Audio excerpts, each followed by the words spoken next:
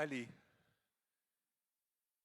je ne dirais pas plus tôt on commence, plus tôt on finit, mais euh, il y a une partie il y a une partie très sérieuse et puis ensuite heureusement il y a un moment de détente, ce qui veut dire que pour la première fois depuis des mois et des mois et des mois, on a la chance de se retrouver, au moins pour partie d'entre nous en présentiel, ce qui est vraiment un cadeau en soi.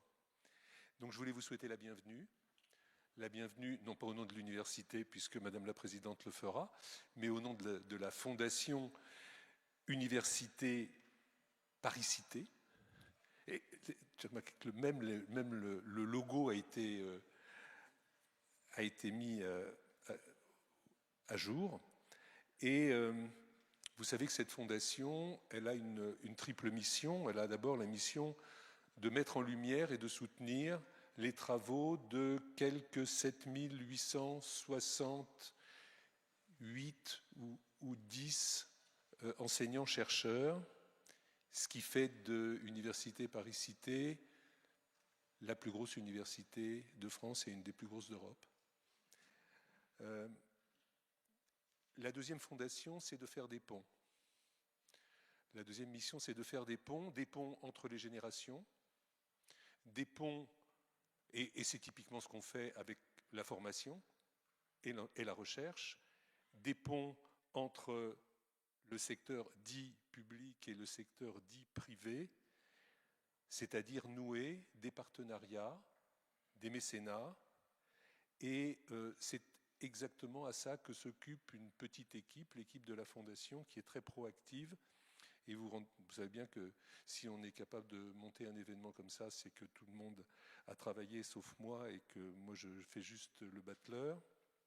Et que l'une de nos préoccupations, car c'est le motto de la Fondation, c'est d'analyser, de comprendre et si possible d'anticiper les crises.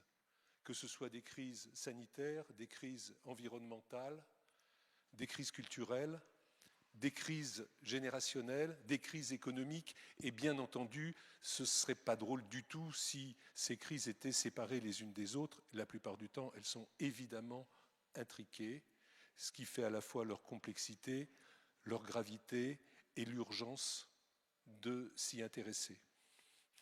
Alors aujourd'hui, on a choisi de s'intéresser à la santé environnementale, ce qui est une façon de dire qu'on s'intéresse à la santé globale. Et que s'intéresser à la santé demain, c'est de s'intéresser à beaucoup d'autres choses qu'à la santé, grâce aux équipes de l'université. Et c'est Madame la Présidente de l'université qui, en l'absence de ma présidente de la Fondation, qui est très désolée de ne pas être là parce qu'elle est retenue par un sale mal de dos, mais ce n'est pas grave et ce n'est pas un secret médical, m'a chargé de vous transmettre à la fois ses excuses et tous les souhaits de réussite pour cette soirée. Christine.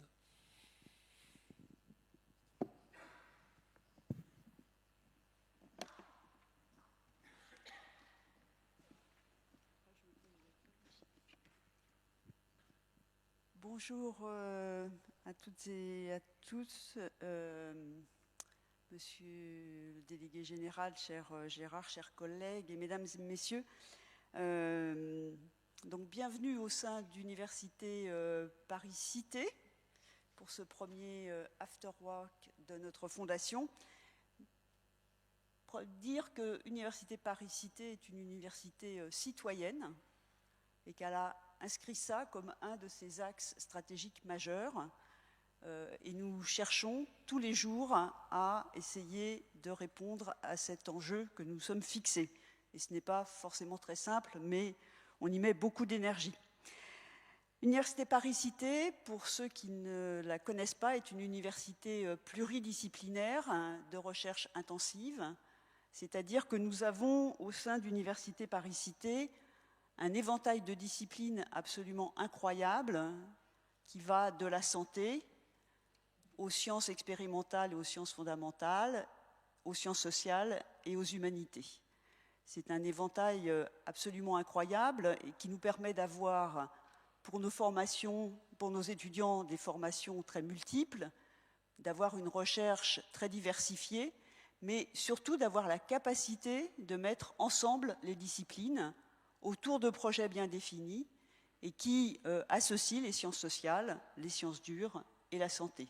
Et ça, je crois que c'est indispensable pour pouvoir demain répondre aux grands défis sociétaux, que ce soit le climat, que ce soit l'environnement et son rôle sur la santé, et plus largement d'ailleurs sur tout ce qui concerne en fait les données en général, notamment les données de santé. Donc la thématique qui a été choisie ce soir, et comme je n'arrive pas à lever la tête, je vais le lire, est un environnement et santé. Comment et pourquoi l'environnement est-il un déterminant pour notre santé? C'est-à-dire comment vivre mieux, plus longtemps, plus âgé et en meilleure santé dans un environnement plus sain. Donc c'est des challenges un peu multiples sur lesquels probablement on va avoir quelques réponses ce soir. Et donc c'est vraiment avec plaisir que j'ouvre cet afterwork. Nous devons passer à une plus grande éco-responsabilité pour assurer la pérennité de la planète et donc notre devenir. Et ceci passe par un acte de solidarité, je crois, notamment au niveau de la société, mais ça s'adresse également plus largement à l'ensemble des universités et donc à notre université de pouvoir développer des outils et des solutions de demain. Alors, dans le domaine de la santé, mais dans beaucoup d'autres domaines, en fait, c'est évidemment très, très multidisciplinaire. On sent bien, et on le sait, un virage numérique important qu'il faut prendre en compte aussi dans le sujet de l'environnement. Il y a le sujet des données derrière. Et donc, en santé, c'est aussi un moyen de mieux vivre, mieux se soigner et d'assurer un écosystème environnemental de bonne qualité. Alors ce soir, nous avons réuni un panel d'enseignants, chercheurs et de chercheurs remarquables qui vont vous exposer successivement leurs hypothèses et leurs solutions. Et nous avons également présents ce soir des représentants de la société civile, des industriels, des entrepreneurs et des responsables d'État fortement engagés sur cette thématique. Donc vous aurez évidemment l'occasion d'échanger avec eux au cours des différentes sessions. Et voilà, je vous souhaite un très bon moment, de très bons échanges et que ça puisse faire avancer aussi la recherche dans notre université. Merci beaucoup.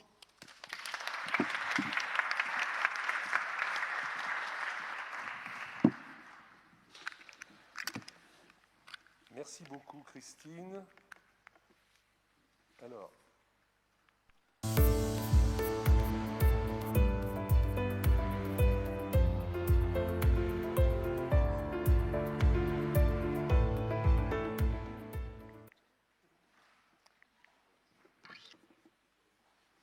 Voilà. Et maintenant, je vais donner la parole à Florence Brunet-Possanti, qui est dermatologue et vénérologue à l'hôpital Bichat, qui est responsable de l'enseignement enjeux climat-santé de l'UFR de médecine, Université Paris-Cité. Et je vais laisser Florence ouvrir cet afterwork. Merci.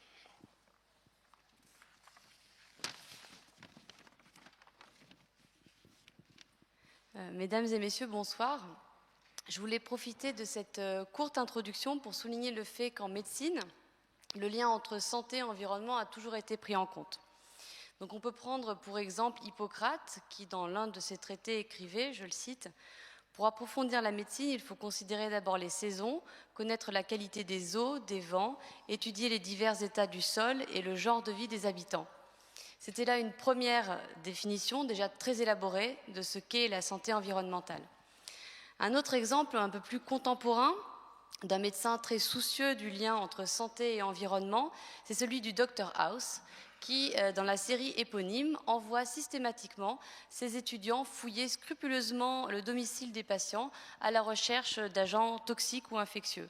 Alors oui, c'est une série télé, c'est assez caricatural, mais ça illustre néanmoins assez bien l'importance que l'environnement a dans notre démarche diagnostique. Donc ce lien, on le connaît.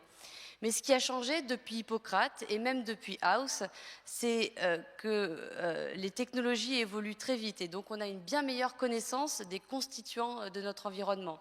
Donc on sait par exemple maintenant que les plastiques, en particulier les micros et les nanoplastiques, sont présents dans tous les compartiments de notre environnement, que ce soit le sol, l'eau, l'air et les espèces vivantes, notamment l'homme, chez qui on a récemment diagnostiqué, on a récemment détecté la présence de plastique dans le sang et on a aussi mis en évidence la présence de plastique dans les placentas humains. Ce qui a évolué aussi, c'est une meilleure compréhension des conséquences des diverses expositions sur notre santé, notamment grâce à des modélisations beaucoup plus performantes qui nous permettent de prendre en compte les multi-expositions. Et ça, c'est le cas pour l'effet cocktail des perturbateurs endocriniens, sujet qui sera développé ultérieurement dans la soirée. Enfin, une grande avancée de ces dernières années, c'est notre prise de conscience collective de l'impact que nous avons sur notre environnement. Et ça, on le doit aux réseaux sociaux et aussi à la médiatisation des travaux scientifiques. Et là, on peut prendre pour exemple le dernier rapport du GIEC qui a bénéficié d'une grande couverture médiatique, ce qui n'avait pas forcément été le cas pour les précédents rapports. Donc on intègre progressivement le fait que notre état de santé dépend en grande partie de notre environnement et que cet environnement, il est façonné par nos activités humaines et nos modes de vie. Donc avant de rentrer dans le vif du sujet avec la première table ronde, je voulais vivement remercier les membres de la Fondation de l'Université Paris-Cité pour avoir organisé cette soirée. Et aussi un grand merci d'avoir choisi ce sujet santé-environnement parce que ça envoie un signal très positif à l'ensemble des enseignements des différentes facultés qui constituent notre université et qui, pas mal sur la base du volontariat, mettent en place des enseignements dans leur discipline pour enseigner les enjeux de l'Anthropocène. Parce qu'on va le voir au fil de la soirée, pour mieux comprendre et atténuer le plus possible les effets néfastes de certaines composantes de notre environnement, on a vraiment besoin d'une approche multidisciplinaire. Merci pour votre écoute et bonne soirée.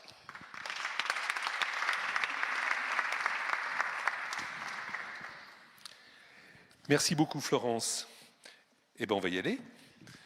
Et donc, on va commencer le premier débat. Je vais demander à Robert Barouki, à Xavier Coumoul et à Sylvie Gillet de bien vouloir venir sur le... Devant, oui, s'asseoir. Sylvie arrive. Et je pense que, comme vous êtes des grands, je vais vous demander de vous présenter vous-même parce que vous le ferez beaucoup mieux que je ne pourrais le faire. Ok, merci beaucoup. Donc, écoute, on va commencer par Sylvie alors. Bonjour à tous. Et je crois d'ailleurs qu'il y a une retransmission, c'est ça, donc aux nombreuses personnes qui auront la curiosité d'aller un peu plus loin sur cette notion qui a gagné en visibilité, moins que le climat quand même. Donc je suis Sylvie Gillet, je travaille depuis les 15 dernières années à faire en sorte que les grandes entreprises intègrent mieux l'environnement dans leurs stratégies et leurs opérations. J'ai d'abord fait ça à la direction du développement durable de Michelin, qui a quelques enjeux en santé environnementale. Et ensuite dans le réseau d'entreprises EPE, Entreprises pour l'environnement.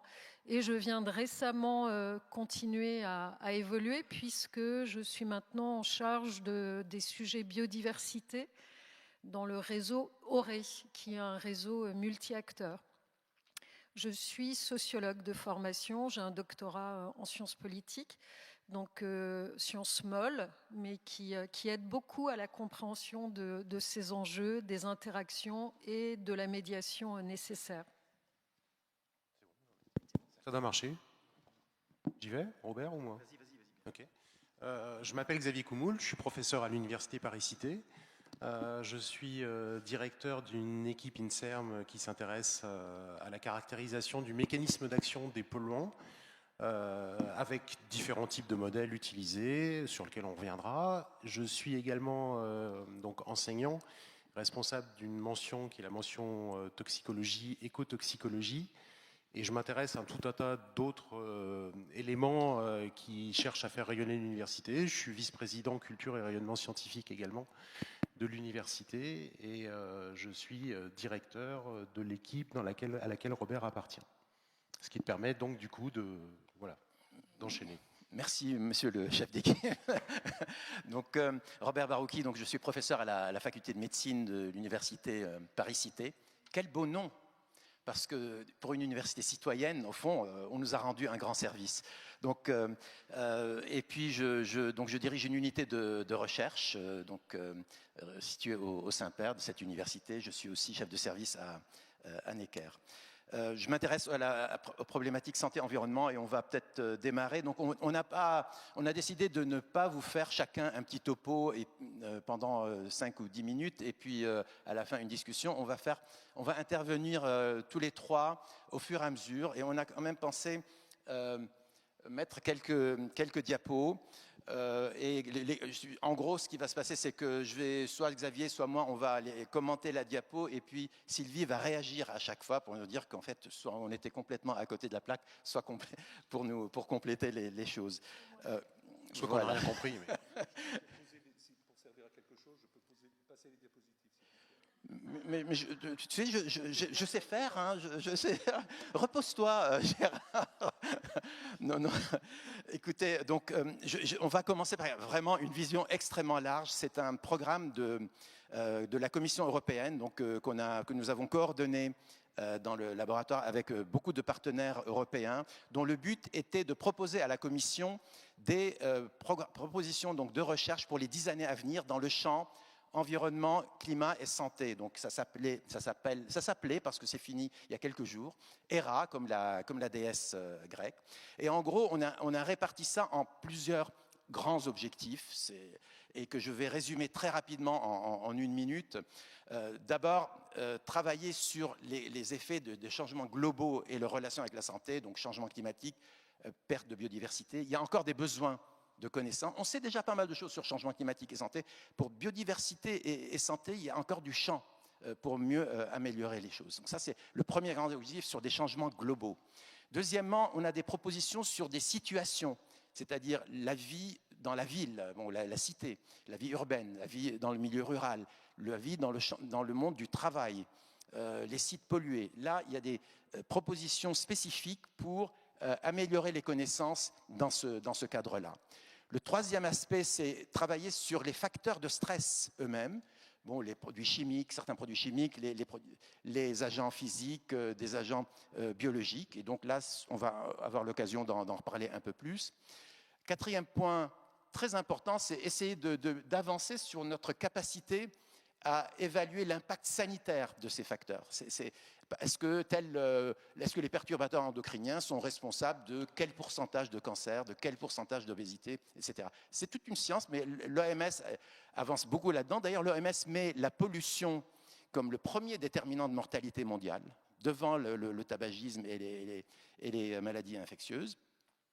Donc ça, c'est quelque chose qui est très important, parce que quand on sait déterminer la part d'un facteur dans une maladie, on peut le monétiser. On peut dire c'est tant de milliards par an. On l'a fait pour les perturbateurs endocriniens, c'est 150 milliards par an en Europe, tous les ans. Cinquième point, développer des infrastructures pour doser les substances chimiques. Ça manque, ça commence en Europe, mais pour doser, pour les data, pour stocker les data, les rendre interopérables, etc.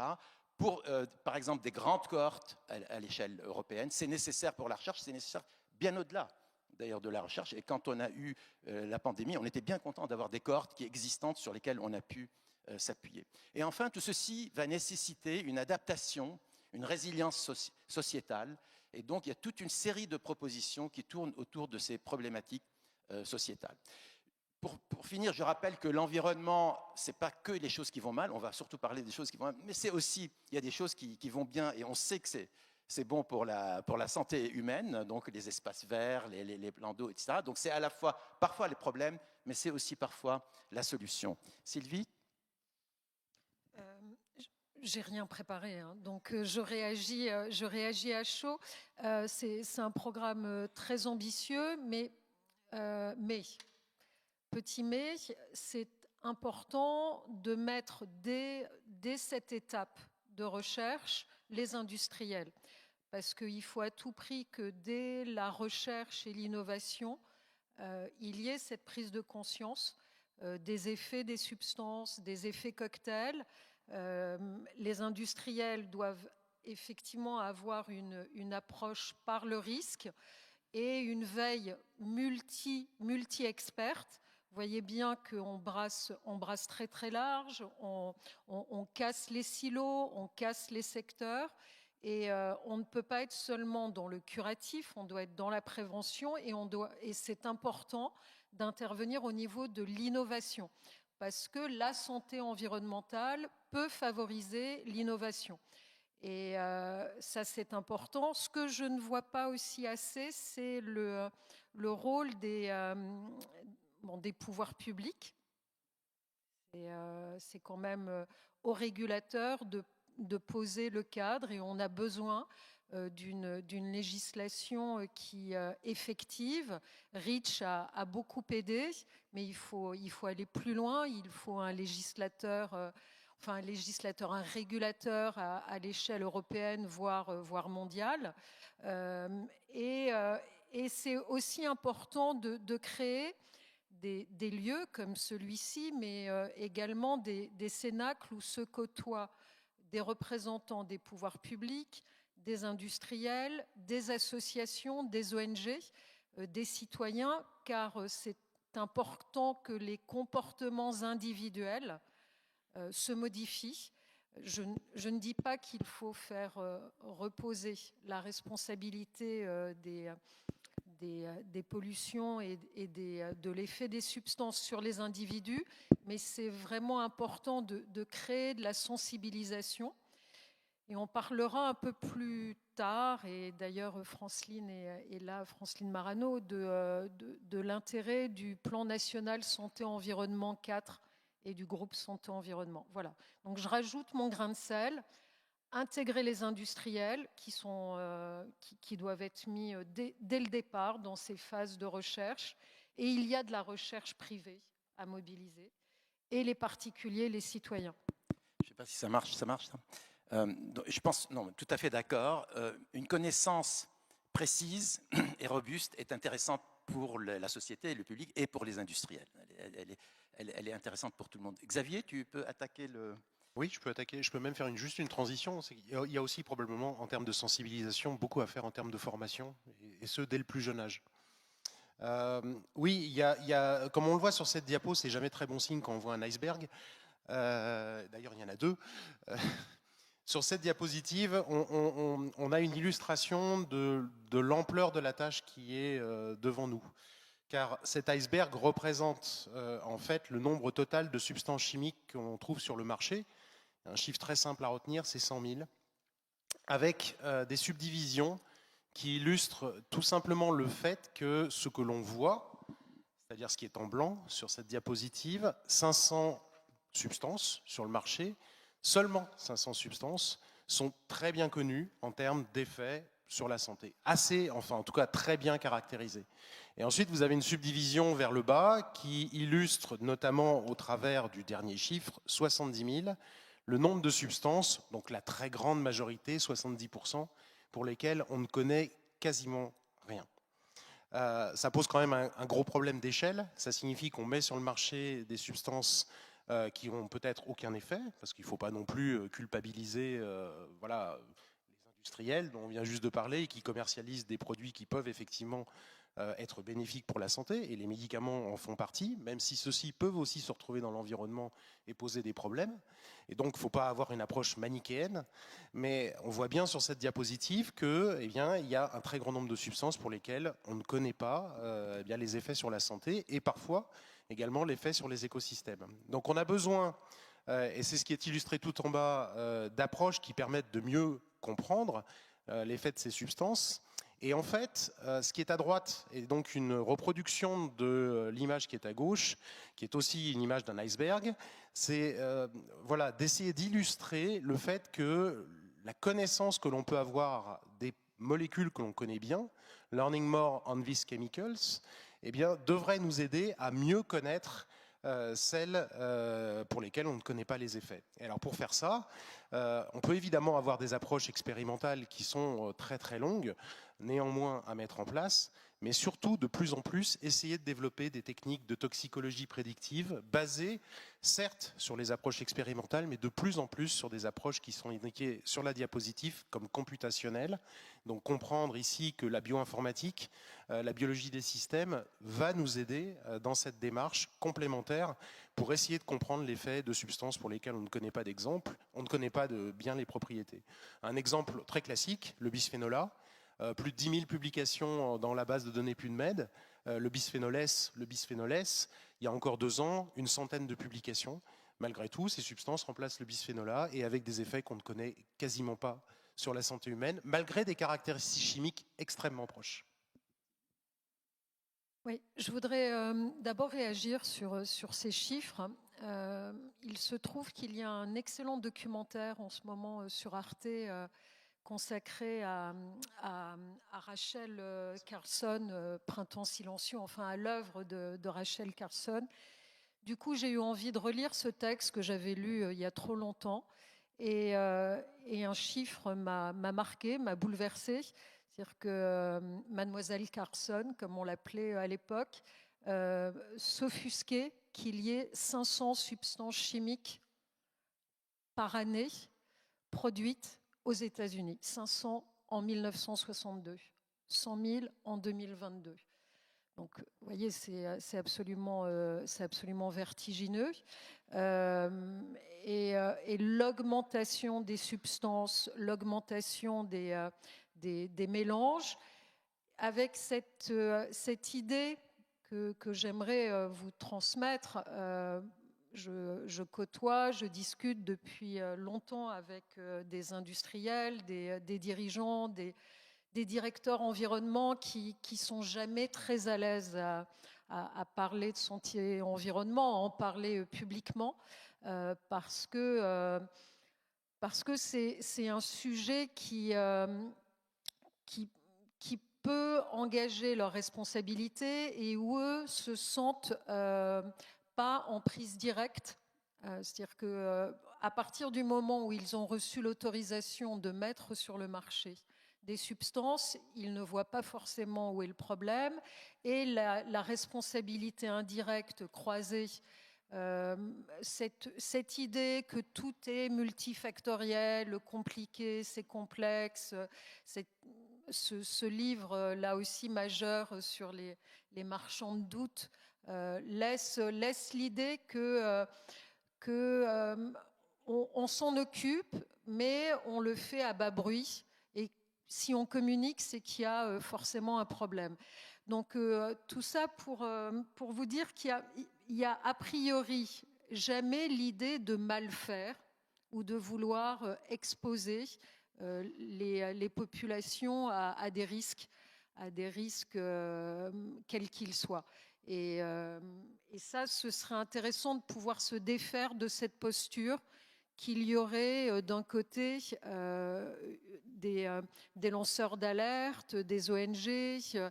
On a vu ce qui s'est passé avec cette interdiction trop rapide du bisphénol ou du titane, et de l'autre côté des industriels qui seraient des apprentis sorciers. Je veux dire, c'est plus compliqué. Et il y a une volonté d'intégrer l'état des connaissances, d'intégrer la complexité et d'avoir effectivement une approche plus fine, mais de bien comprendre où se situe la responsabilité des industriels. L'approche plus fine, actuellement, notamment dans le domaine chimique, mais pas uniquement, on tend à développer ce qu'on appelle des produits safe by design, donc des produits sûrs dès la conception. Pourquoi? Et c'est là que les aspects computationnels et bioinformatiques sont intéressants. Plus on connaît de choses, plus on sait concevoir des substances qui, dès le départ, seront moins problématiques sur le plan environnemental et moins problématiques sur le plan toxique. Donc il y a des efforts qui sont faits à l'échelle européenne très clairement là-dessus. Donc on a vu beaucoup d'expositions. Nous l'appelons dans notre jargon l'exposome, parce que c'est l'ensemble en fait des expositions que nous subissons, chimiques, physiques, biologiques, psychosociales. Donc l'exposome, tout ce qui n'est pas génétique, hein, si je veux résumer. Mais il y a un autre aspect très important dans l'exposome, c'est l'aspect temporel. C'est-à-dire ce sont les expositions vie entière. Et ce qui nous a concernés pendant la vie fœtale ou la petite enfance, eh bien, peut se traduire par une augmentation de risque d'avoir certaines pathologies beaucoup plus tard dans la vie. Et vous voyez ici, quand je dis tout ce qui nous a concernés, ça peut être des produits chimiques, des expositions chimiques, ça peut être de la drogue, de l'alcool, ça peut être de la famine, hein, des déséquilibres nutritionnels, des stress, de la maltraitance. Il y a des travaux aussi là-dessus pour la petite enfance. Donc, et ça, c'est une notion qui, pour nous, est tout à fait fondamentale, parce que c'est plus difficile à travailler. Hein. Quand on a des dizaines d'années, voire des générations, hein, on a parlé d'intergénérationnel, voire des générations, et tu as parlé de Carson, c'était le DDT qui l'avait concerné. On vient par exemple de découvrir que les filles dont les grands-mères ont été contaminées plus fortement par les DDT ont une augmentation, les petites filles dont les grands-mères ont été contaminées par les DDT ont une augmentation du risque de faire un cancer du sein. C'est quand même pas rien. Donc, et pas les personnes exposées. Et puis, voilà, les personnes exposées, parfois, n'ont pas la même exposition. Donc, en gros, c'est vie entière qu'il faut voir les choses. Il y a des périodes de vulnérabilité particulières. C'est un sujet qui peut, bien sûr, nous intéresse à Paris-Cité sur le plan de la recherche, mais il y a des maternités à Paris-Cité, il y a de la pédiatrie, et je pense qu'il y a tout un sujet qui doit être développé dans ce cadre-là. Tu veux commenter Oui, rappeler aussi, parce que là on voit des humains essentiellement et uniquement, rappeler cette approche One Health, santé globale, santé des écosystèmes, santé humaine, santé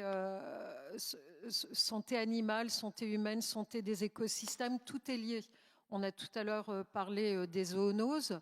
On a mieux compris les pressions exercées sur la biodiversité qui effectivement favorisent la transmission d'épidémies. Mais c'est vraiment important d'avoir cette approche systémique qui est qu'une nature en meilleure santé favorisera en tous les cas une meilleure santé humaine. Pas vite sur l'épigénétique. Et donc il y a un besoin, comme c'est indiqué au bas de la diapositive ici, de développer des approches aussi d'épigénétique. Alors qu'est-ce que c'est l'épigénétique ? En fait, cette diapo, elle essaie d'illustrer l'importance que peut avoir cette science, qui n'est pas si nouvelle que ça, mais qui est très importante désormais dans le champ de l'environnement, sur, par exemple, l'apparition de certains événements de santé. On a à gauche de la diapositive la molécule d'ADN qui est représentée, et on voit, et on le sait, que des variations génétiques, comme la myopathie de Duchenne, peut avoir des influences sur le développement typiquement d'une myopathie, quand on a une mutation génétique qui est connue. On sait que les facteurs environnementaux peuvent influencer le fonctionnement de cette molécule d'ADN. On sait que fumer une cigarette régulièrement, chaque jour de sa vie, ça peut finir par entraîner, par exemple, un cancer du poumon. Qu'est-ce que c'est que l'épigénétique ? Pour l'illustrer, si je prends un exemple assez simple, si je mets sur un tract, si j'écris sur un tract « manger beaucoup de fruits », c'est plutôt un message qui est très positif. L'alphabet, manger beaucoup de fruits, eh bien, c'est la génétique. On lit notre alphabet ATGC, un peu plus complexe ici, manger beaucoup de fruits, et le message, il est plutôt positif. L'épigénétique, son effet, ça va être de mettre des coups de marqueur ou de typex ou typiquement de stabilo sur certains éléments de la phrase. Si j'enlève par exemple à l'aide d'un marqueur 2 fruits dans ma phrase, ça devient manger beaucoup. Vous voyez que le message est complètement différent. C'est exactement l'effet de l'épigénétique. L'épigénétique ne modifie pas la séquence de l'ADN, mais elle va modifier le sens de la lecture de cet ADN et donc l'expression de cette molécule d'ADN. Et typiquement ici, eh bien, on sait que des modifications épigénétiques liées à des facteurs environnementaux, désormais, peuvent se traduire par des événements de santé comme l'obésité.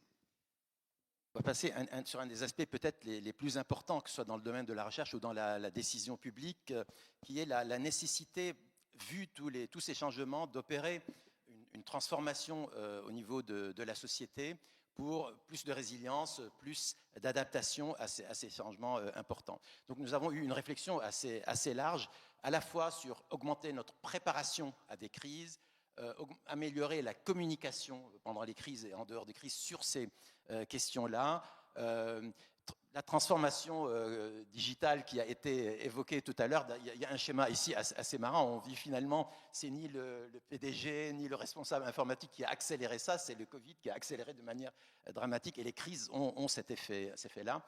Et puis nos responsabilités vis-à-vis des générations futures. Il y a des philosophes et des gens spécialistes de l'éthique qui nous ont aidés à réfléchir là-dessus. Donc il y a...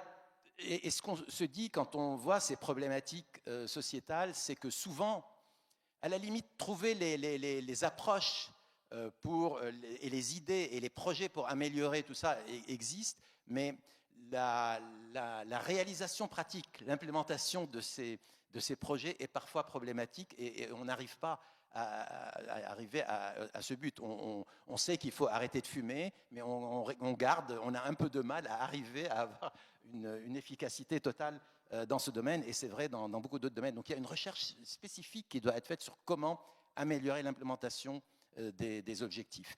On a parlé de génération. Alors vous voyez là, c'est toute une liste de dénominations des différentes générations, les baby boomers, la génération X, les millennials, la génération Y, la génération Z. Et en gros, la génération qui arrive là, finalement, va être tellement impactée par le changement climatique qu'on pourrait proposer de l'appeler une génération CC pour crise climatique, parce que c'est un peu de ça qui va les occuper pendant très longtemps. Oui, c'est pas très joyeux, hein. On pourrait l'appeler la génération anthropocène ou la génération Il faut une lettre. Ouais, de la grande transformation. L'IBES parle l'IBES, qui est le GIEC de la biodiversité, parle de changements transformateurs. En tous les cas, vous avez compris qu'on a besoin de tous les savoirs, de toutes les disciplines et de l'implication de tous les acteurs pour réussir à aller au-delà des diagnostics et effectivement opérer une approche intégrée de cette santé globale. Et on n'a plus de temps pour se catastropher et s'alarmer. Time to act. Merci beaucoup à vous trois. Merci pour la qualité des explications. Merci pour votre interaction. Et on est prêt pour quelques questions. On a un petit peu de temps pour quelques questions. Moi, je suis déçu un tout petit peu parce que je pensais que la génération CC était la génération Christine Clérici. Si, j'ai pensé à ça aussi. Et donc, bon, petite déception. Mais en revanche, je voudrais simplement ajouter que les réflexions de Xavier, de Robert et de leurs équipes autour d'eux ont fait sécréter un projet, le projet d'une chaire qui s'appelle la chaire Environnement, Toxicité et Vulnérabilité, que nous portons avec eux et pour lequel nous cherchons évidemment du mécénat et du partenariat si c'est plus adapté. Et c'est l'un des projets phares que nous portons avec ces équipes aujourd'hui. Qui a des questions ?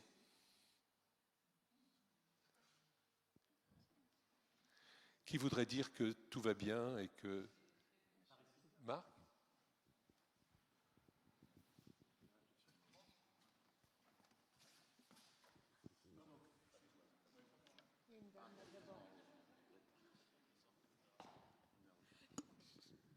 Oui, Anne-Jean Blanc-Lepoint. Je trouve que c'est formidable l'idée de produire des produits sains, mais l'effet cocktail, vous n'y arriverez jamais à le prévoir.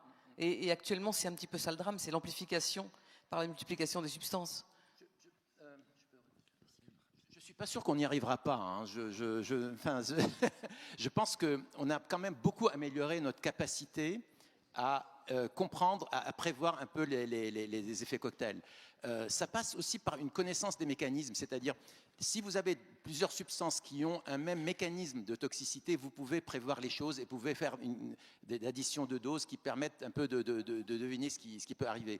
Pour les autres substances, ça peut être parfois plus compliqué, mais je dirais régulièrement, on avance un peu et je pense qu'on pourra un jour être un peu plus précis sur les effets cocktails. Oui. Donc, je suis entièrement convaincu de tout ce que vous avez dit, mais à la limite, le présenter comme ça peut être aussi un peu démobilisant, parce que bon, il y a 100 000 substances, donc on commence par où ? Par quoi on commence et qu'est-ce qu'on fait pratiquement? Alors, la première chose à faire, je pense, c'est que dans la chaîne de responsabilité, et j'insiste sur le mot responsabilité, il faut vraiment sortir du concept de culpabilité. C'est-à-dire qu'on a parfois tendance sur des thématiques comme par exemple celle des pesticides, à dire les agriculteurs sont coupables, ils polluent l'environnement. Et je pense qu'il faut vraiment sortir de ça. Il faut vraiment se dire pourquoi est-ce qu'un agriculteur produit de la nourriture, et de ce fait, il faut réfléchir au fait que nous, on consomme cette nourriture, et donc on a une responsabilité sur la chaîne d'occurrence. Donc c'est vrai que du coup, ça implique de mettre tout le monde face à ses responsabilités. On gaspille 25% de notre nourriture, donc ne serait-ce que ça permettrait de réduire l'utilisation des pesticides, donc peut-être aussi le développement de certaines substances.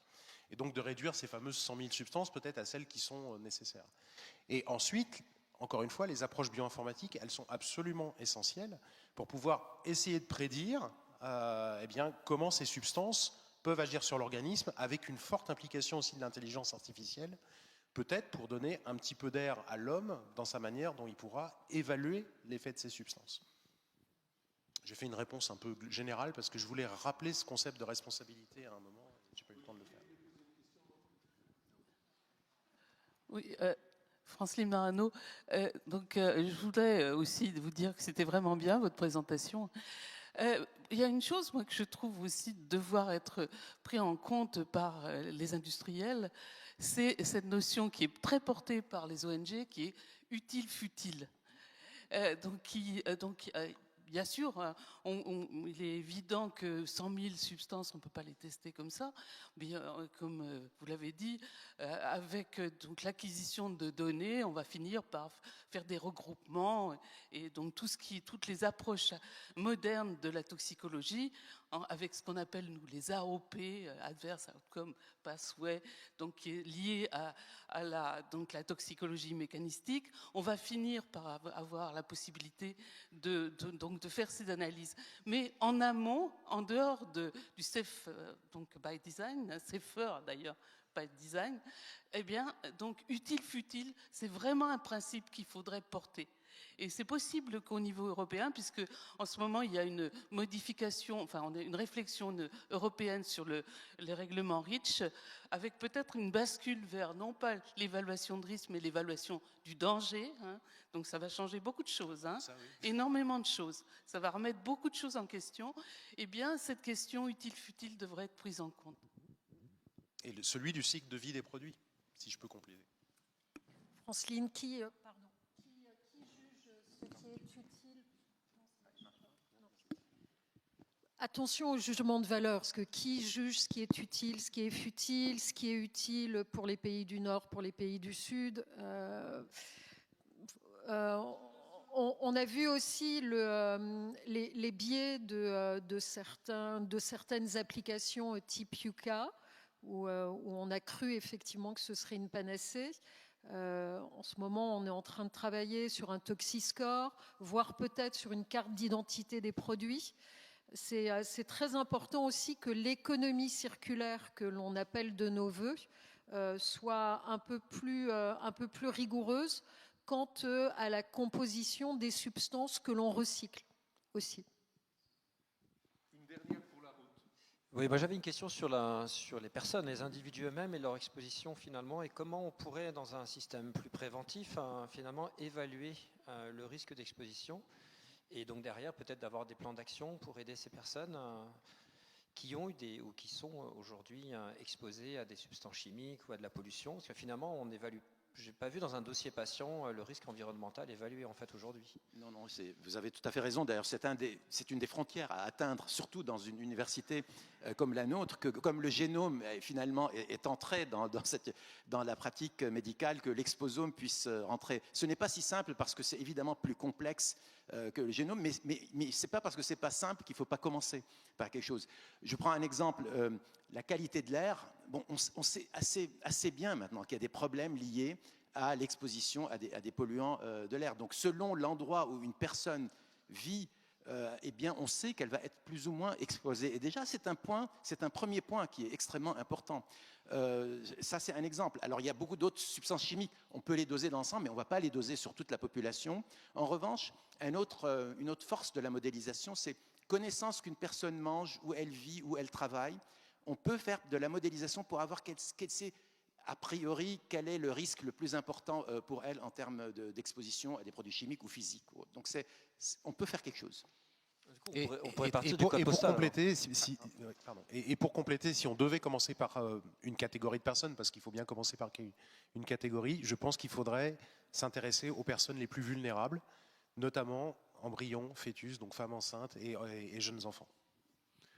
Vous allez pouvoir continuer cette discussion qui est passionnante autour du cocktail tout à l'heure. Je vais vous remercier maintenant et on peut... Merci infiniment.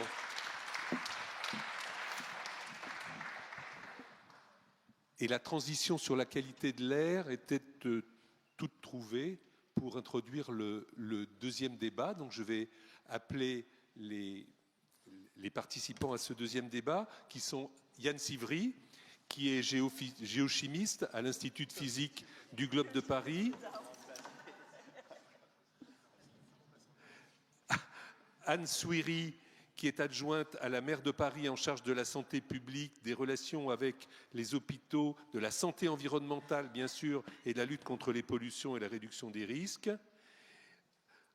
Soraya Boudia, qui est professeure à l'Université Paris-Cité, historienne, sociologue des sciences. Et puis Olivier Perret, qui... est l'un des anges gardiens, je dois dire, de l'université et de la fondation, qui nous accompagne de manière extrêmement fidèle, qui est président-directeur général de Schlumberger France, entre autres fonctions, et directeur Nouvelles Énergies Europe. Je vous remercie beaucoup tous d'avoir accepté de participer à ce débat, et je voudrais peut-être donner la main pour une petite introduction à Yann, en lui demandant de raconter, pour ceux qui n'y connaissent absolument rien, ce que sont les nanoparticules, pourquoi il faut s'y intéresser, est-ce que ça a un lien avec ce dont on a parlé tout à l'heure, en particulier de la directive REACH, où est-ce que ça se trouve, d'où ça vient, en 1 minute 37. Ok. Merci beaucoup Gérard. Je te laisse faire. Je voulais aussi commencer par remercier la Fondation Université Paris-Cité pour avoir organisé cet afterwork et pour m'y avoir convié. Alors pour répondre de façon succincte en 1 minute 37, ce que sont les nanoparticules, je vais peut-être dire des évidences pour certains, mais je pense que c'est indispensable de rappeler tout ça. Il y a une définition très stricte qui définit ce qu'est un nano-objet.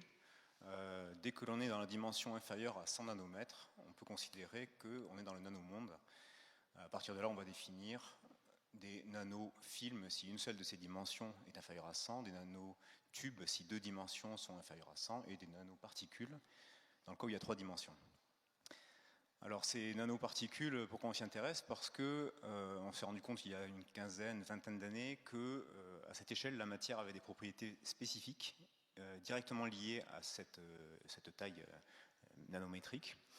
Et donc ça a ouvert le champ des nanotechnologies qui visent à exploiter ces propriétés pour le meilleur et pour le pire, mais surtout pour le meilleur, il faut être honnête. Il y a beaucoup d'avancées qui ont été faites grâce à ces nanotechnologies. Et vous voyez sur les flèches, c'est-à-dire que à cette échelle de taille, on se retrouve dans la même gamme que des macromolécules, des protéines, typiquement l'ADN, voire même plus petit que l'ADN. Donc typiquement, une nanoparticule, ça correspond à un homme grenouille qui se retrouve face à un sous-marin, et le sous-marin, c'est la cellule vivante. Donc vous voyez qu'il peut y avoir des interactions, que ça a du coup soulevé un certain nombre d'inquiétudes sociétales. Donc beaucoup d'études se sont intéressées à l'impact de ces nano-objets sur le vivant. Et avant de réaliser peut-être, ou en même temps, que ces nano-objets n'étaient pas uniquement manufacturés, mais qu'ils existaient de façon naturelle dans le milieu, à la fois par les différents processus qui sont représentés ici, qui peuvent être des sources telles que les émissions volcaniques, telles que l'altération, l'érosion.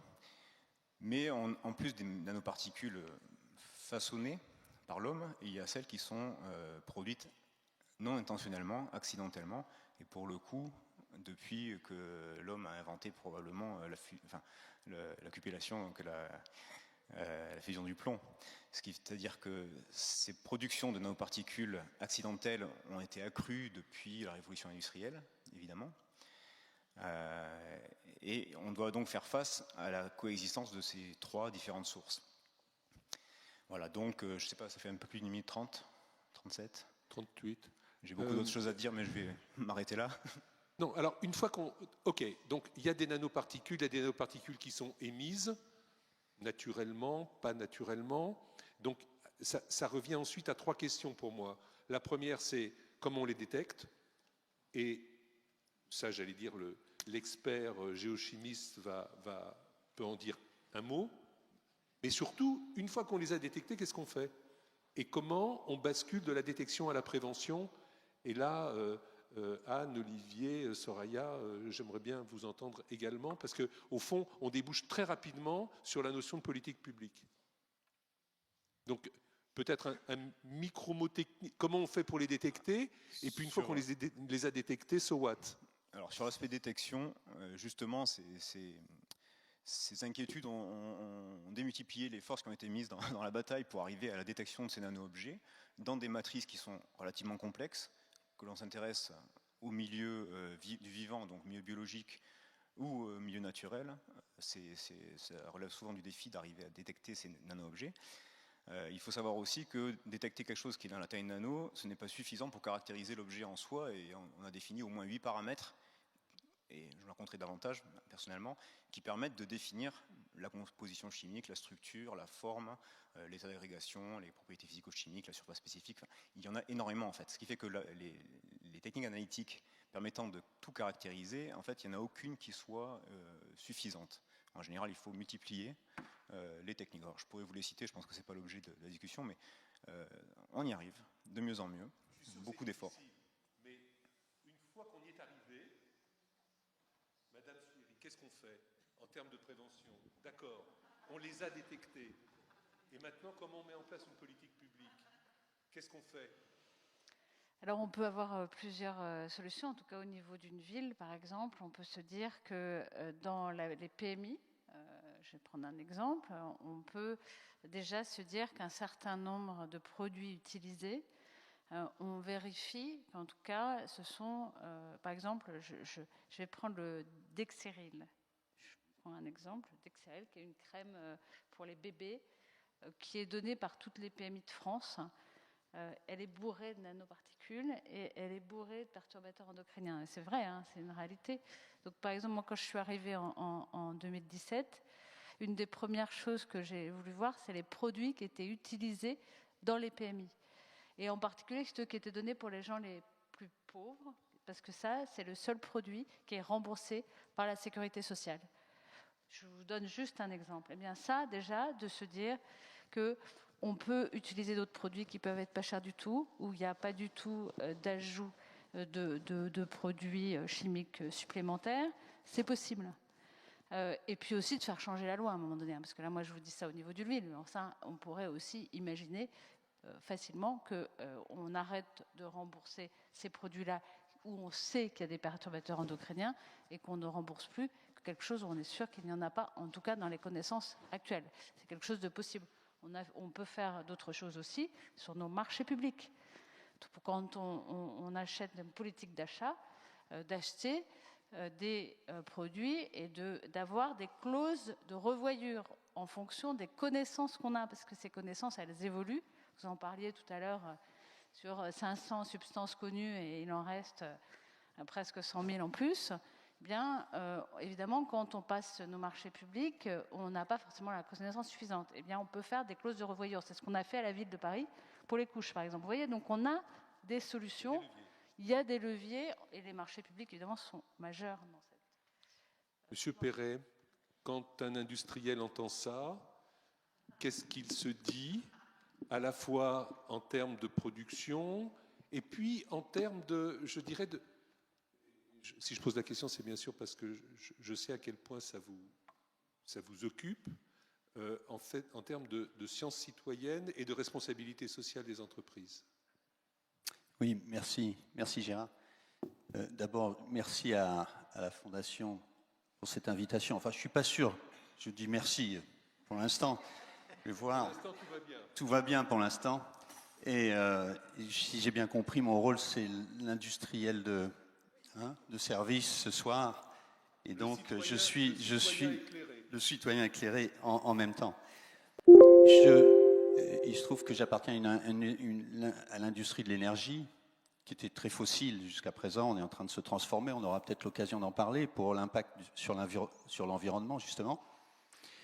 Et moi, je dirais qu'il y a deux choses, pour prendre un peu de distance, parce qu'on n'est pas précisément dans les nanotechnologies, ni dans les nanoparticules, mais là où l'industriel peut avoir un rôle, au-delà de son rôle citoyen, c'est une chose qu'il ou qu'elle fait bien, c'est l'industrialisation d'un processus qui a pu être inventé à l'université, par exemple, par la recherche, en particulier la recherche publique. Et aujourd'hui, je peux vous dire que les industriels sont très ciblés sur ce qui se passe sur la recherche publique parce qu'il y a tellement d'enjeux, en particulier celles qui sont vertueuses, qu'on a prouvé qui étaient plus vertueuses que les autres, on arrive à les distribuer partout. Et c'est là j'ai bien aimé la table ronde précédente parce qu'il y avait cet aspect de dire, je crois que c'est Madame Gillet qui disait, n'oubliez pas les industriels quelque part, parce qu'il faut se relayer derrière. Et donc, on est là aussi, évidemment, pour répondre et faire partie de la solution. Et les industriels ont su s'adapter. L'exemple bateau des vaporisateurs qui augmentaient le trou d'ozone et qu'on a supprimé, pour le coup, et où on a vu des effets court terme se produire, des effets vertueux court terme se produire. Donc, le côté inéluctable n'est peut-être pas complètement certain. Cette notion de prise de conscience, est-ce qu'elle est récente, Soraya, ou est-ce que finalement ça existe depuis très longtemps? Et si je pouvais compléter pour une notion qui tient beaucoup au cœur de Marc Chaussidon, l'Anthropocène, vous le dateriez comment, vous?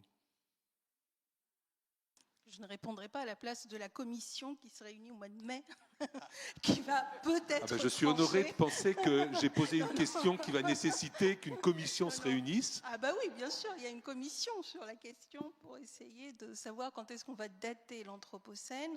Et ça concerne directement nos questions, parce que ce qui semble prendre le pas, c'est probablement de le dater autour de 45, pas simplement à cause des essais nucléaires dont on trouve la trace en géologie, mais aussi du plastique et ce qu'on appelle la grande accélération. Parce que je pense que ce qui est aussi, en tout cas autant qu'historienne et sociologue, ce qui est important dans ces questions-là, c'est pas substance par substance, parce que je pense qu'on n'en est plus à 100 000. Si je ne me trompe pas, il y a eu un article au mois de février du centre de Stockholm qui a revu à la hausse le nombre de substances, très à la hausse, le nombre de substances chimiques. Le problème, c'est qu'il y a aussi des dynamiques de longue durée. C'est la préoccupation de l'environnement s'est développée pour aller vite dans les années 60. On a parlé de Carson, etc. Mais elle a pris une urgence absolue avec le croisement avec le changement climatique. On voit qu'on est dans une crise environnementale notre environnement est saturé. C'est un peu l'article en question qui vient du centre de Stockholm, de la résilience de Stockholm, qui est très connu et qui indique que pour les pollutions chimiques, nous avons atteint les limites planétaires. Donc cette notion de la limite planétaire dont on peut discuter, mais qu'on est au-delà de ce qui devrait rendre la vie plus difficile dans le futur. Alors je ne dis pas ça de manière négative ou plus inquiète, parce que ça fait tellement longtemps que je travaille sur les sciences chimiques, il ne faut pas trop s'inquiéter quand on travaille sur ce genre de questions, mais pour dire qu'il y a des dynamiques de fond, vous l'avez indiqué, justement que souvent l'innovation la mise sur le marché des produits, les nanomatériaux sont un cas tout à fait intéressant, va beaucoup plus vite, l'industrie va beaucoup plus vite que les régulateurs, va souvent beaucoup plus vite que même la recherche. Et qu'est-ce qui se passe?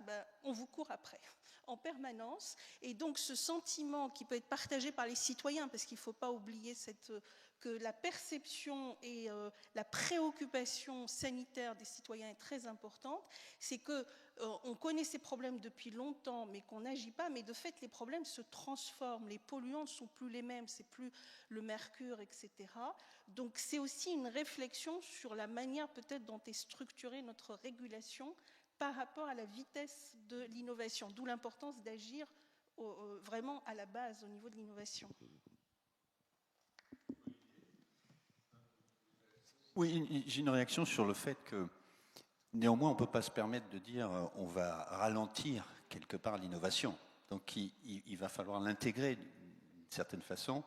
Nous, ce qu'on voit beaucoup, une évolution là sur les interactions justement entre public-privé. Je vais vous donner un exemple de ce qu'on fait. Alors c'est un peu loin des nanotechnologies, mais c'est très prégnant dans notre industrie de l'énergie, et en particulier de l'énergie fossile.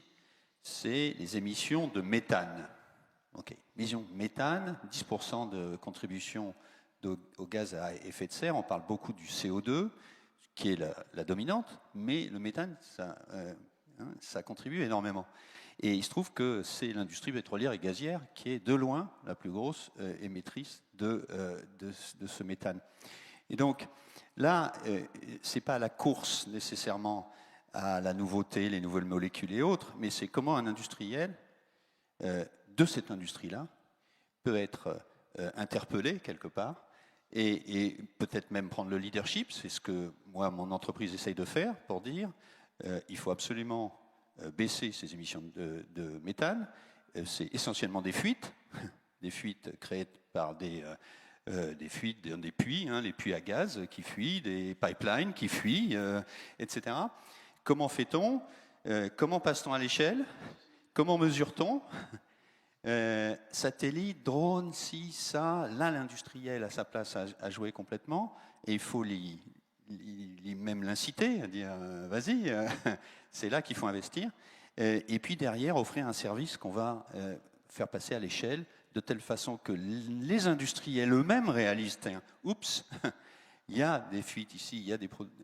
Et donc, comment créer, peut-être ça ne répond pas exactement à votre question, mais comment crée-t-on cet espace un peu plus de confiance même, en disant qu'on a besoin de tout le monde dans la chaîne et qu'on espère bien qu'une grande partie, une fois de plus, de la solution va venir de ceux peut-être qui créent aussi le problème dans cette chaîne-là. C'est exactement là que je voulais arriver, parce que, et ce sera une question pour Anne, alors on parle beaucoup aujourd'hui de démocratie sanitaire, de sciences participatives. On se rend compte avec la pandémie que la manière de mettre le curseur pour ne pas basculer dans le tribunal populaire ou dans la démagogie populiste, et en même temps en informant de la manière la plus transparente possible, en associant, en embarquant le mieux possible une population et en l'associant aux décisions politiques qui sont prises. Une fois qu'on a dit ça, il n'y a plus qu'à le faire. Mais c'est extraordinairement difficile. Je ne sais pas quel est votre sentiment, Anne. Écoutez, il y a deux choses. D'une part, pour répondre à monsieur sur la question des énergies et de la réduction des risques, quand même, je me permets d'abord de lui répondre. Avant de répondre à votre question, mais en tout cas, il y a quand même, ça montre à chaque fois qu'il y a quand même au moins deux stratégies. Une stratégie qui est la réduction des risques par rapport à une situation donnée. C'est ce que vous dites quand vous parlez de voir comment on peut contenir le méthane ou comment on peut réfléchir à moins de risques, moins de dommages de ce côté-là. Et puis, il y en a une autre qui est de se dire peut-être qu'il faudrait changer d'énergie. Voilà, c'est ça.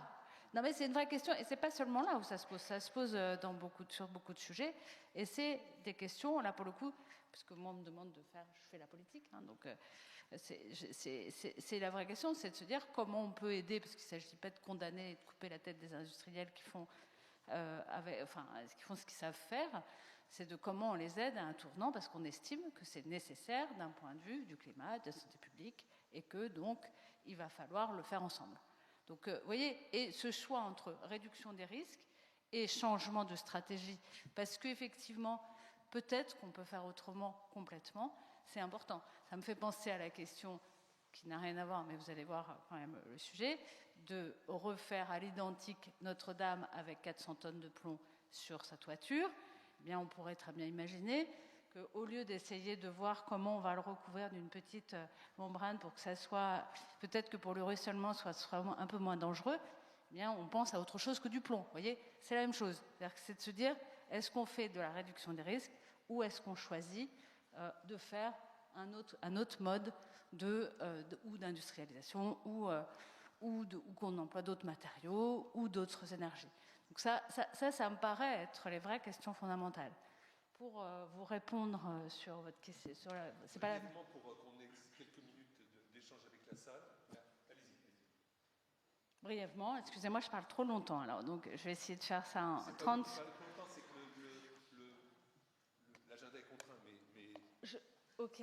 Alors, le tribunal populaire, je pense que ça n'arrive jamais quand les choses sont bien faites. Et à chaque fois qu'on a fait des comités citoyens, en particulier, je me souviens à la région, parce que moi j'ai été élue au Conseil régional de France il y a très longtemps, et il y avait eu un comité citoyen sur la question des nanoparticules, qui avait été fait à l'époque par Marc Lipinski, je ne sais pas si quelqu'un s'en souvient ici, en tout cas mené par lui. Et ça avait abouti, pas du tout à un tribunal populaire, mais à vraiment des recommandations tout à fait intéressantes. Après, est-ce que la région avait les moyens de mettre en œuvre ces recommandations? C'était une autre problématique. Mais moi, je n'ai jamais vu, quand on associait les gens, à des tribunaux populaires. Ça, c'est un espèce de mythologie très française. Et au contraire, on arrive en général à faire quelque chose de beaucoup plus raisonnable et raisonné quand on le fait avec les gens. Et on le voit dans tout le champ de la santé communautaire, de la santé quand on a combattu des épidémies. Et c'est la même chose pour la santé environnementale. Je ne sais pas si j'ai été trop... Me voilà rassuré. Oui, une micro-intervention, et puis peut-être qu'on va prendre quelques questions, ce qui vous permettra de rebondir, car c'est vous qui allez répondre. Oui, juste un droit de réponse, juste. Quand même. Et vous avez absolument raison. Je vous suis totalement sur le fait de dire, on parle du gaz, il faut arrêter le gaz. Il faut arrêter le gaz, vous et moi, pas les industriels, hein, seulement. Vous et moi, il faut arrêter de sa chaudière à gaz quand on va dans son appartement. Et pour ça, il faut interpeller les industriels en disant comment vous faites, vous, pour nous aider.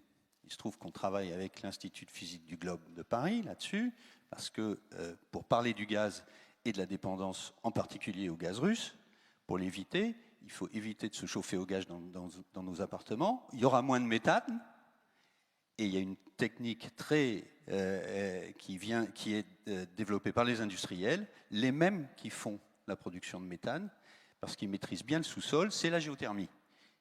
Okay. Donc, il faut que dans une discussion citoyenne comme ça, on ait le courage de dire à la fois, le gaz, est-ce que moi, en tant qu'individu, j'arrête? Oui et non.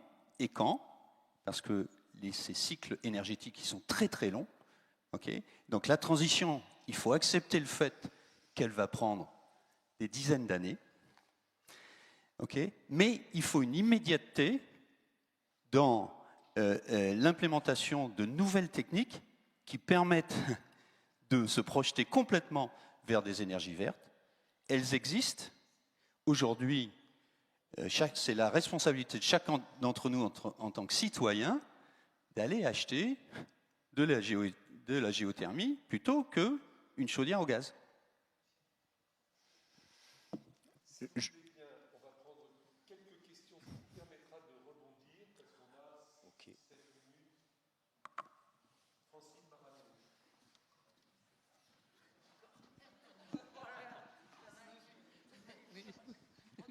Encore moi, oui. Donc, c'est simplement pour remercier Soraya.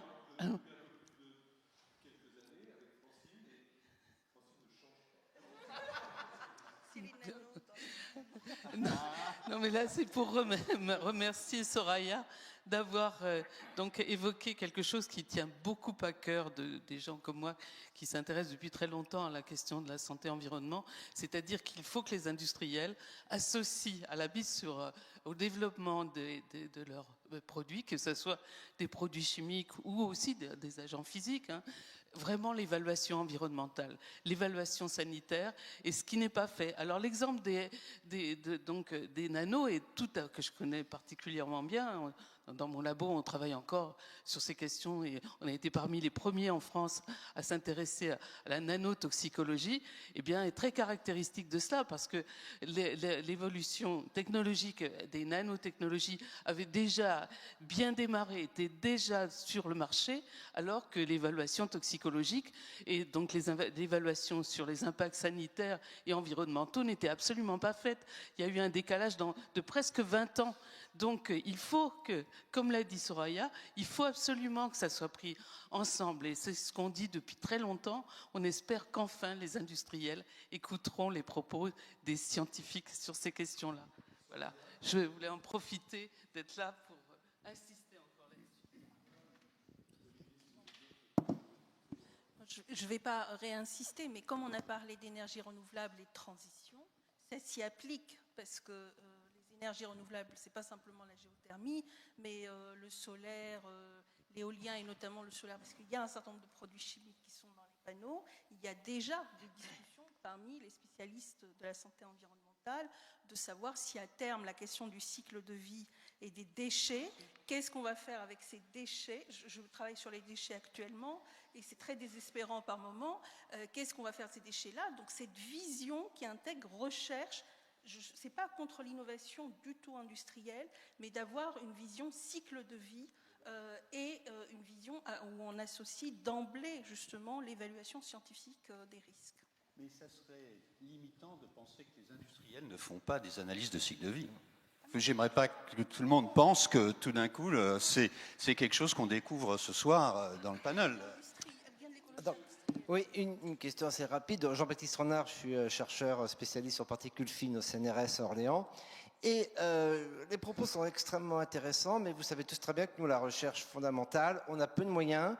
Ne pensez-vous pas qu'il faudrait qu'il y ait quelque chose d'incitatif, voire d'obligatoire, quand les industriels développent quelque chose, avec un programme de recherche associé?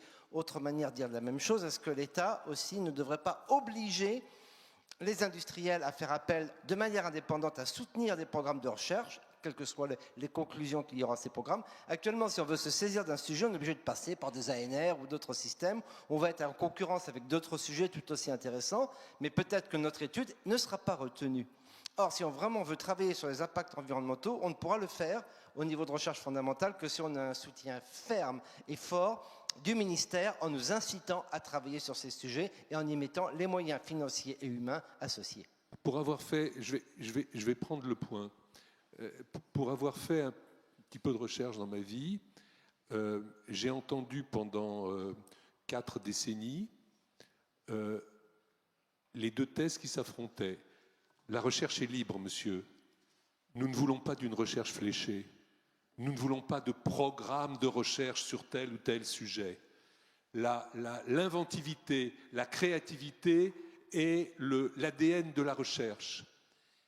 Et quand on fait des programmes blancs, y compris à l'ANR, c'est-à-dire laissant toute latitude du champ thématique adressé, et on dit mais comment?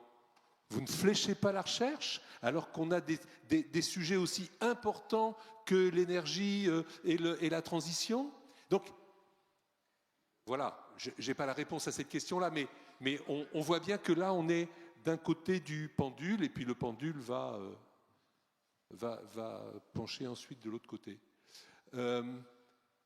Je vais être obligé d'arrêter ce débat. Je suis désolé parce que ça commençait à être bien et j'étais sûr que les 2 prochaines heures auraient été formidables. Oui, juste une remarque, s'il vous plaît. Laurence plaisir. Verneuil, je suis chercheur en recherche qualitative et donc nous sommes université Paris-Cité. Nous avons des chercheurs, nous avons des industriels et je crois qu'en effet, comme l'a soulevé l'adjointe à la mairie de Paris, que la question citoyenne est quelque chose d'essentiel et que néanmoins on ne sombre pas pour autant dans le populisme. Je crois que la démocratie participative a du sens. Merci beaucoup. Est-ce que je peux réagir, Gérard? Je vous remercie beaucoup pour tous les quatre. Et c'est un non. Vous allez pouvoir, dans quelques minutes, continuer à échanger autour d'un verre. Mille merci. Et on peut applaudir, comme on dit dans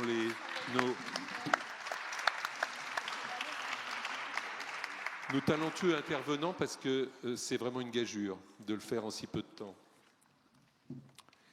J'ai le très très grand plaisir d'accueillir maintenant Cynthia Fleury. Cynthia est philosophe, psychanalyste et, comme on disait dans le temps, c'est une compagne de route, ou on disait un compagnon de route de l'université Paris-Cité depuis fort longtemps, et on s'est vu dans des contextes tout à fait différents. Je suis ravi, Cynthia, et mille merci que tu aies accepté de partager quelques réflexions sur le monde que nous laissons aux générations futures et le nombre de séances de thérapie qu'il faudra pour rendre cette situation supportable. Bon, c'est bien comme entrée en matière. Je vais essayer surtout de respecter le temps imparti. D'abord, vous redonner un tout petit peu une petite historiographie, entre guillemets, mais très, très, très succincte du concept de génération future.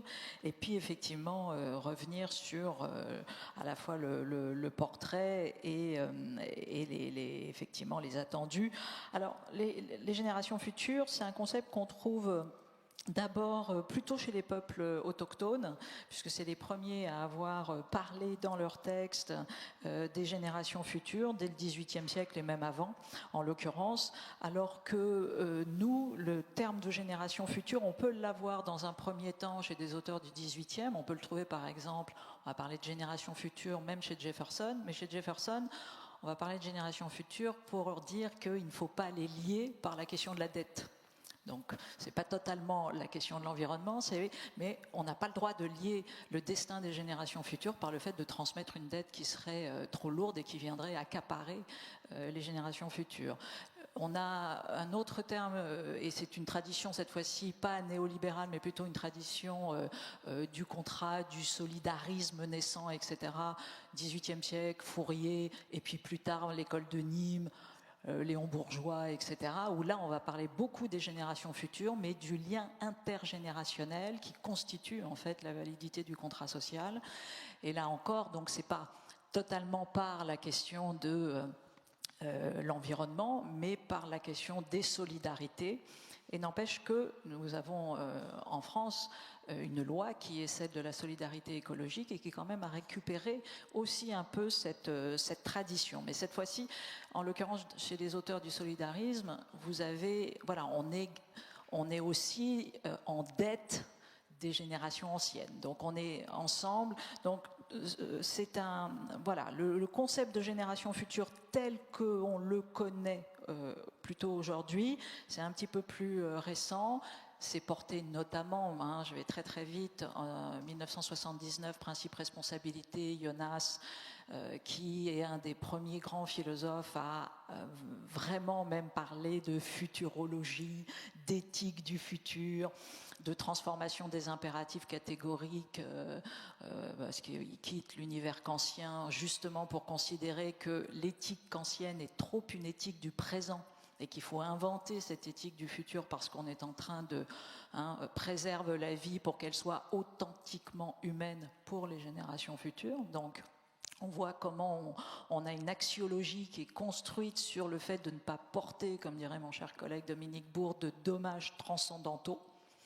Donc ça, c'est Jonas, et puis bien sûr, c'est repris de façon plus onusienne parce qu'on connaît bien le rapport Brundtland 86 qui là pose très concrètement comme nouvelle partie prenante de l'agenda international et de l'agenda politique les générations futures. Donc voilà un petit peu ces générations futures. Et comme ça a été vraiment plus que dit et par ceux qui m'ont précédé, c'est la génération qui défend quand même One Health, hein, donc ce continuum des santé.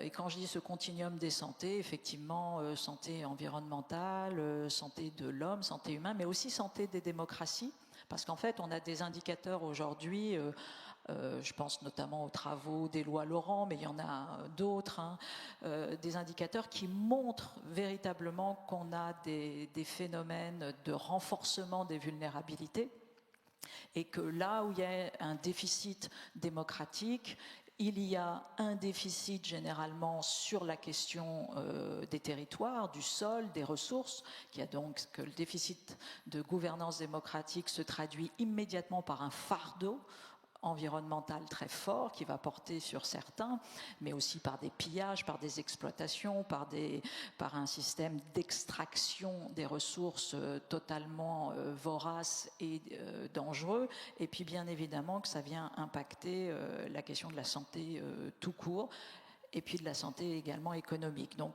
par n'importe quel bout vous rentrez, vous êtes dans un système de boucle de rétroaction très fort, et vraiment les indicateurs aujourd'hui cherchent à mettre ce qu'on pourrait appeler des cartographies dynamiques pour montrer à quel point il nous faut relier, il nous faut ces approches encore une fois systémiques pour travailler là-dessus. Alors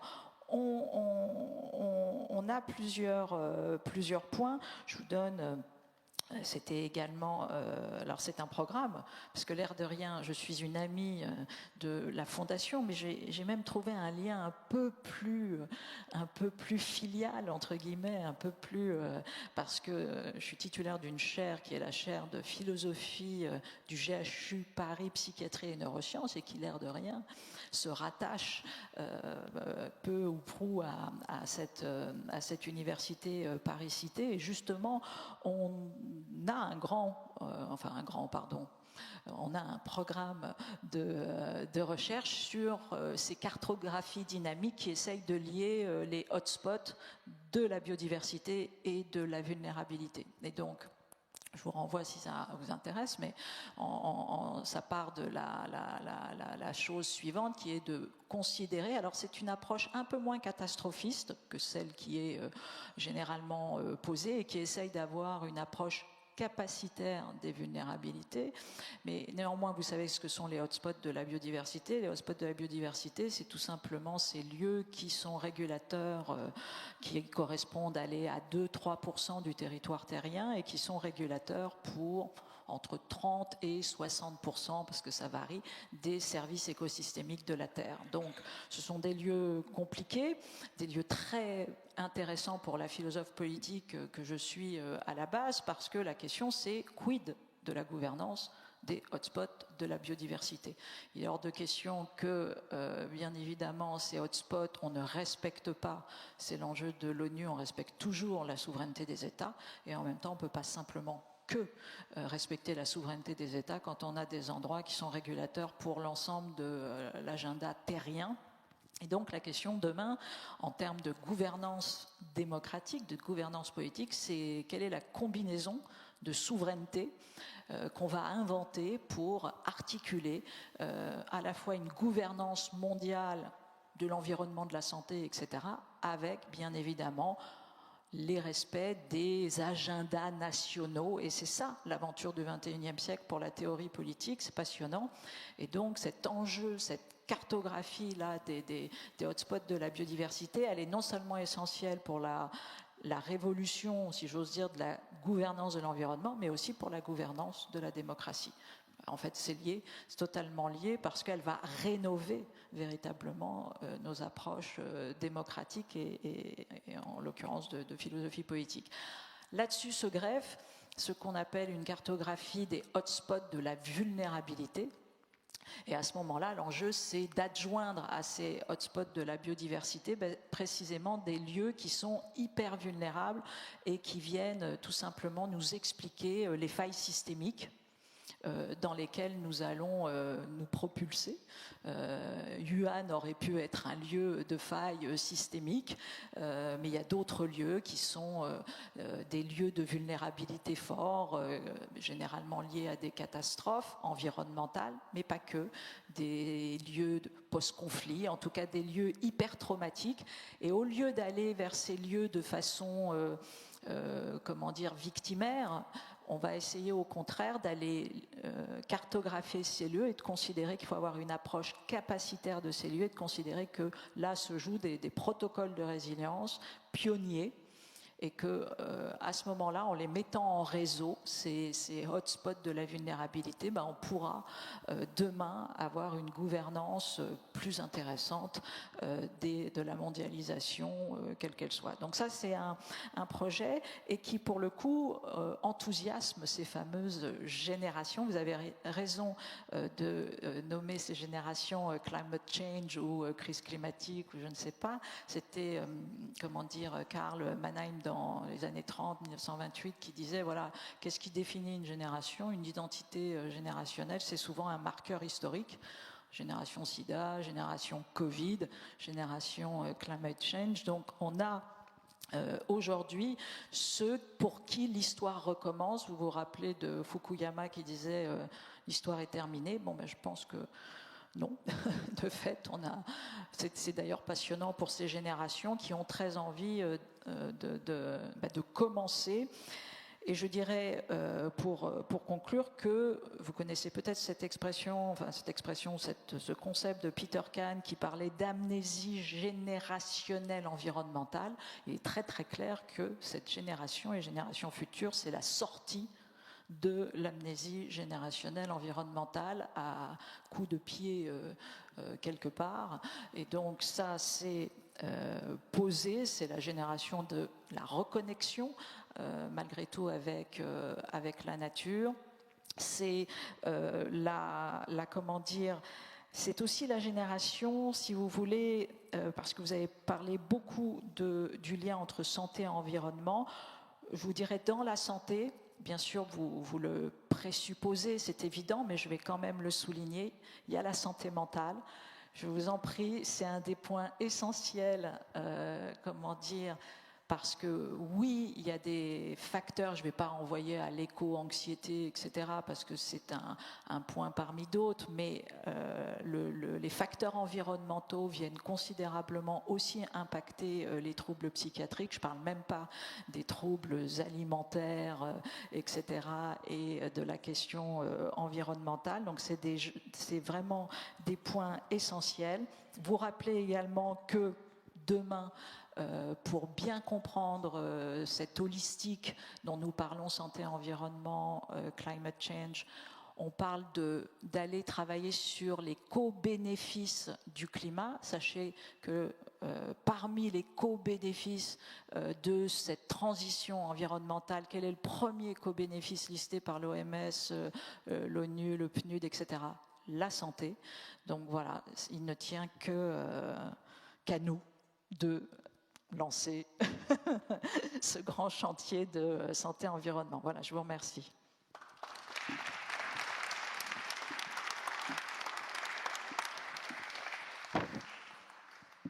Formidable.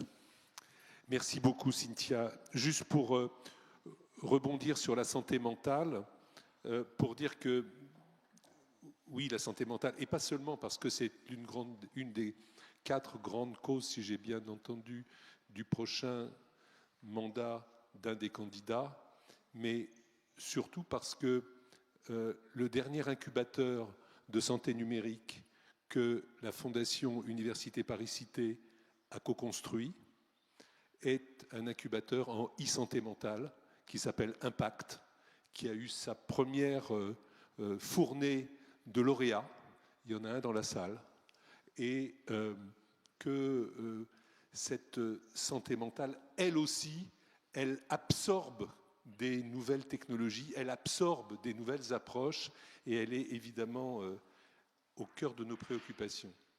Alors une fois qu'on a dit tout ça, eh bien, je vais demander à Marc Chaussidon de tirer quelques enseignements de cette heure et demie. Ça va être très rapide et je ne vais pas être aussi brillant que tous les gens qui ont parlé. Donc je pense que tout le monde est absolument convaincu que pour ces questions de santé environnementale dont on a parlé, l'approche globale est absolument indispensable. Il faut avoir une vision globale et donc j'espère et intégrer beaucoup d'approches différentes dans nos disciplines différentes. Et j'espère que vous êtes plus convaincus maintenant que Paris-Cité est un endroit où ça peut se faire, où la magie peut opérer. Si je prends juste un exemple qui est plus proche de moi, donc un institut de physique du globe, si je prends l'exemple d'un territoire où tous ces risques sont environnementaux, telluriques,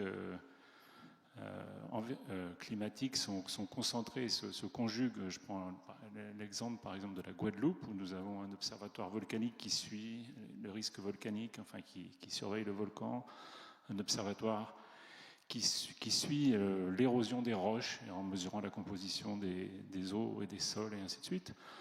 Et bien, naturellement, les gens travaillent ensemble et vont vers une autre problématique, évidemment, qui est très prégnante là-bas, qui est celle du chlordécone et d'autres polluants organiques. Et en fait, on voit que l'alchimie commence à se faire autour de cette question, en fait. J'avais été très étonné à l'IPG quand j'avais décrit la fondation, parce qu'on m'avait dit... pas tous, mais certains m'avaient dit, mais donc c'est quoi cette histoire environnement-santé? On n'a plus le droit de travailler sur l'environnement tout seul si ça n'intéresse pas la santé. Et donc ça avait été une des réactions. Donc en fait, je pense que tout l'intérêt des programmes qu'on voit là, c'est justement d'arriver à peut-être faire basculer une partie des communautés vers des sujets qui sont importants. Moi, je connais mieux, je pense, la composition, l'origine, l'histoire des grains nanométriques et micrométriques qui sont dans des météorites, qui sont des poussières d'étoiles, que les grains micrométriques ou nanométriques qui sont sur le bord de ma fenêtre à l'Institut de physique du globe. Mais on a les techniques qui permettent d'utiliser ça, de tracer, et qui peuvent même permettre de tracer avec des compositions isotopiques ces grains, même dans le corps humain. Et donc en fait, je pense que c'est pas simplement parce qu'on est tous foutus qu'il faut se mettre à travailler là-dessus. Je pense que c'est parce qu'il y a de la science fondamentale, très très originale et très motivante à faire. Et on est une université. Et donc je pense que c'est en montrant ce type de projet qu'on va attirer la génération CC et avoir de plus en plus de monde qui s'investissent là-dessus.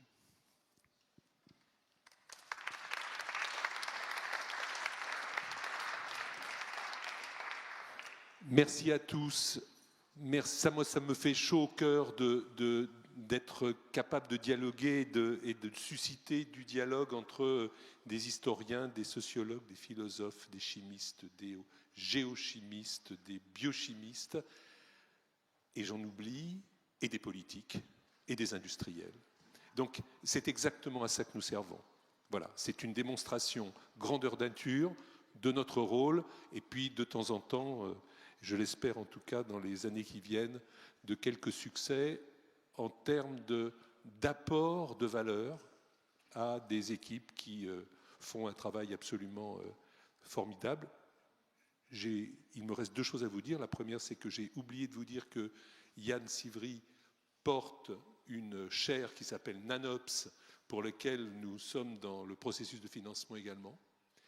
La deuxième, c'est que le cocktail est prêt et vous attend. Et le troisième, c'est que je vous donne rendez-vous le 7 juillet prochain pour le prochain After Work. Tu peux déjà, Christine, noter ça. Merci beaucoup. Et celui-là sera consacré à l'intelligence artificielle. Mille merci et continuons ensemble autour d'un verre.